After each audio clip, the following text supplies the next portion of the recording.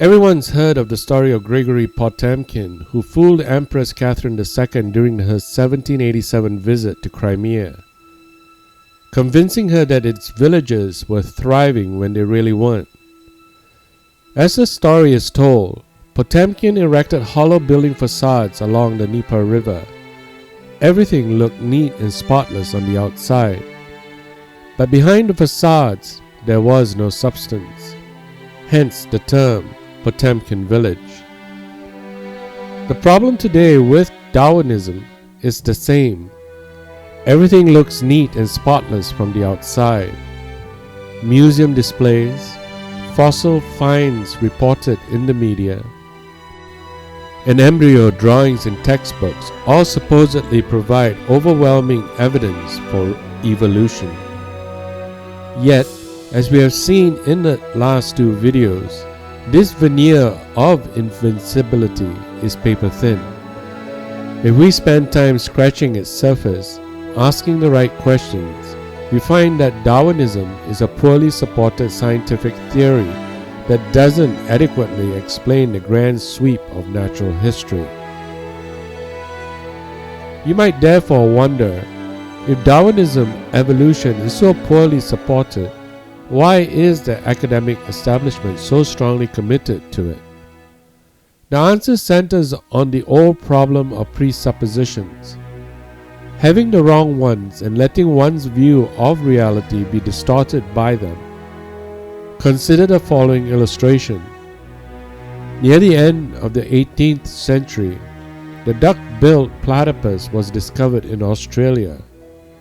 The platypus had fur over its entire body and was the size of a rabbit and had webbed feet. Yet because it laid eggs, it reproduced like a reptile. When the skin of a platypus was first brought to Europe, it was greeted with amazement and disbelief. Was it a mammal or a reptile?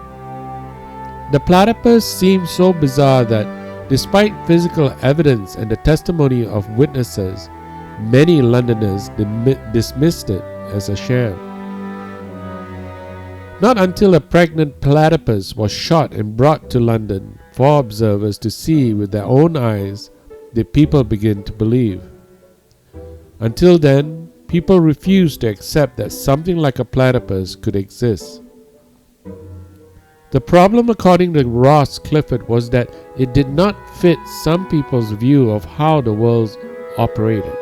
So they rejected it and they reached their verdict even though the weight of the evidence said otherwise. Many people refused to believe in the platypus, not for a lack of evidence, but because of a faulty presuppositions about how the world operates. Their worldview was wrong, and this in turn prevented them from seeing the truth. The reaction of the 18th century Londoners to the platypus is similar to how many people nowadays react to the evidence for intelligent design. Because they presuppose naturalism, many rule intelligent design unscientific and therefore false from the outset.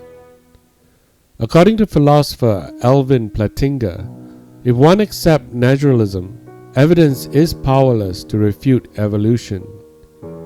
He elaborates, if you reject theism in favor of naturalism, this evolutionary story is the only game in town, the only visible answer to the question, where did all this come from?